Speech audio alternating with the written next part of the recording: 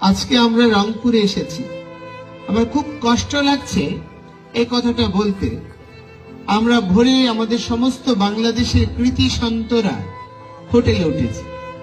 আমাদেরকে সন্ধ্যায় hotel management জানালো পুলিশ প্রশাসন চায় না যে আমরা এখানে হোটেলে থাকি, আমাদের হোটেল ছেড়ে দিতে বলছে।